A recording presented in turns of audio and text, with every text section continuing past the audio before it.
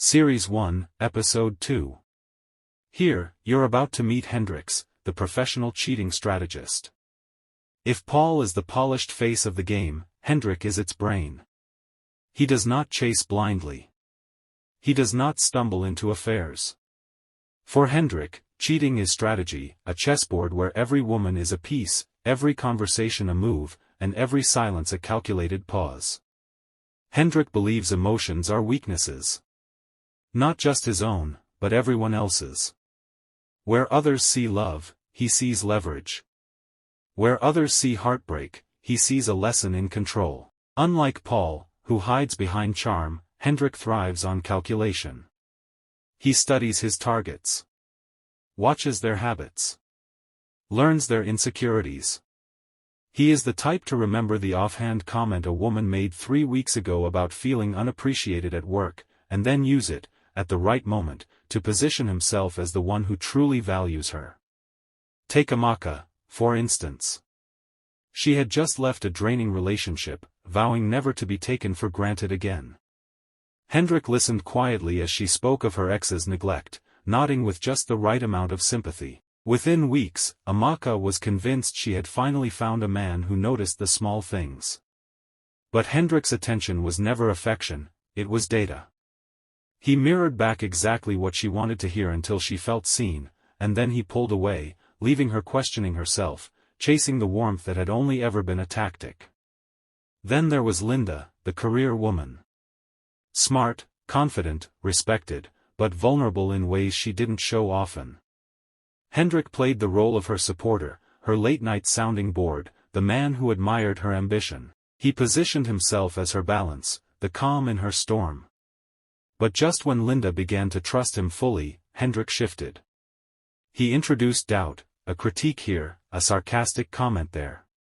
Slowly, her confidence began to bend under his subtle control. For Hendrik, this wasn't love. It was victory, proof that even the strong could be made to lean. And Tola, sweet, soft-spoken, eager to please.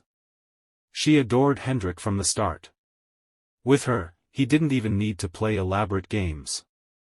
He fed her just enough affection to keep her loyal, while he entertained other women behind her back. When she cried, Hendrik didn't comfort her, he calculated how much distance he could create before she came running back.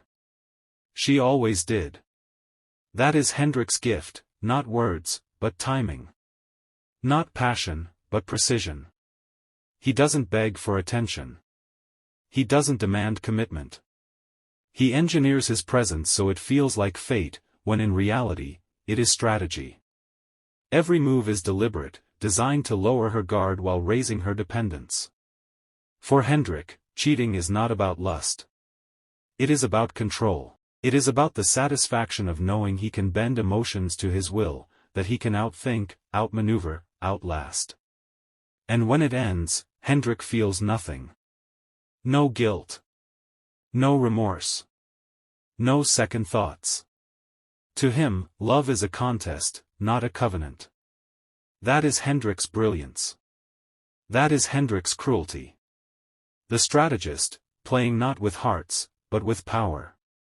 Series Episode 3. Story 3, Obinna, the Charmer. If Hendrik is the strategist, Obinna is the poet. His battlefield is not silence and calculation, but words, flowing, flattering, intoxicating words. Obinna knows the rhythm of conversation the way a musician knows a melody. He can take the ordinary and make it sound extraordinary. He doesn't just talk, he seduces with language. Women don't fall for Obinna by accident. They fall because he makes them feel seen, heard, and adored in ways that feel almost cinematic. His compliments are never generic.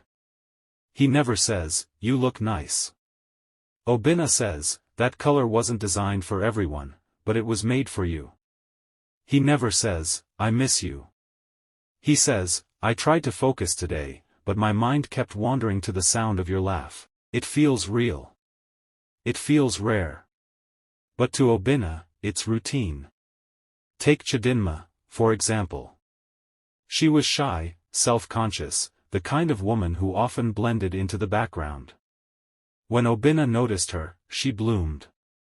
He told her she was unforgettable, that her silence carried more power than a crowded room. She believed him, because he said it like he meant it. For the first time, she felt luminous. But to Obinna, Chidinma was practice, a chance to rehearse lines, to perfect his delivery before moving on. Then there was Saad, the romantic. She grew up on fairy tales, waiting for the man who would sweep her off her feet. Obinna knew this within hours of meeting her. He played the role of the dream man effortlessly, surprise notes in her handbag, late-night phone calls where he whispered promises of forever.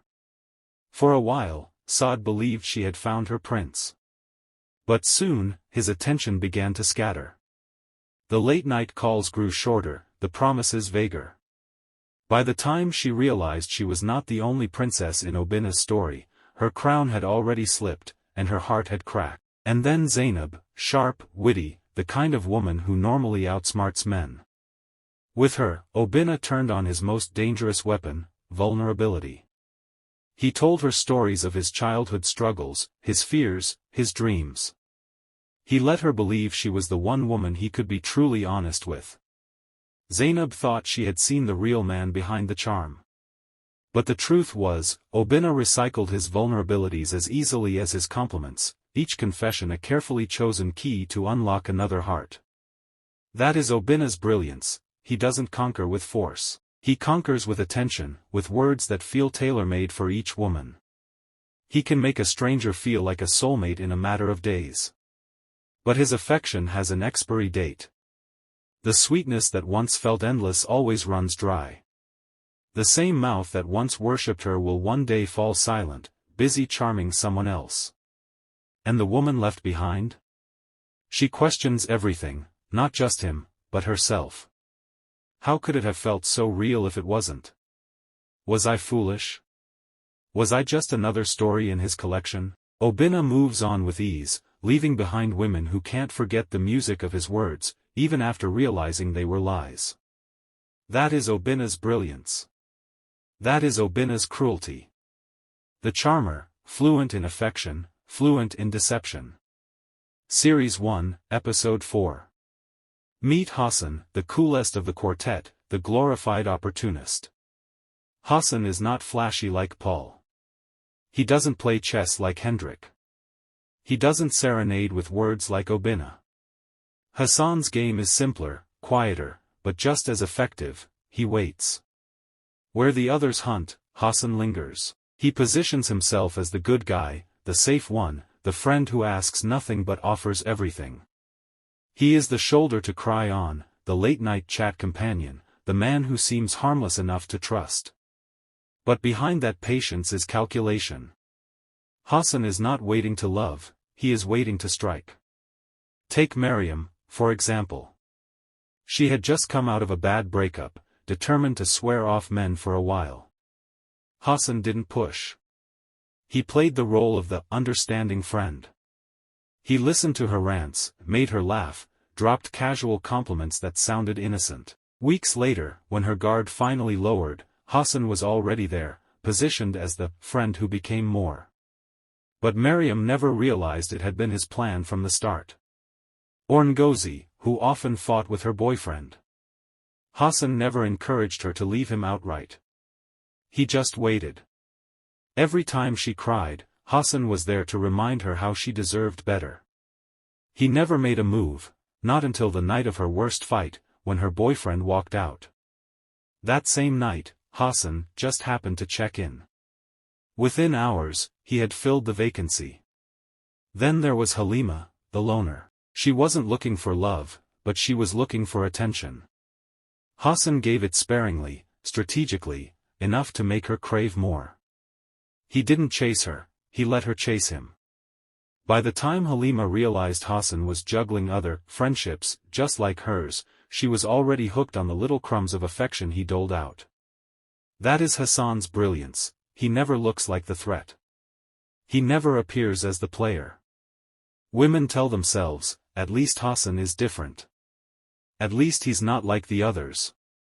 And that's exactly why he succeeds. But Hassan's game has no end goal, he doesn't stay. Once the thrill of conquest fades, once the friendship has turned into something more, he begins to retreat. Coldness creeps in. Calls reduce. Messages dry up. And the woman who once believed she found a safe haven now realizes she was only a stopover on Hassan's quiet, endless journey. That is Hassan's brilliance. That is Hassan's cruelty. The opportunist, patient in waiting, ruthless in leaving.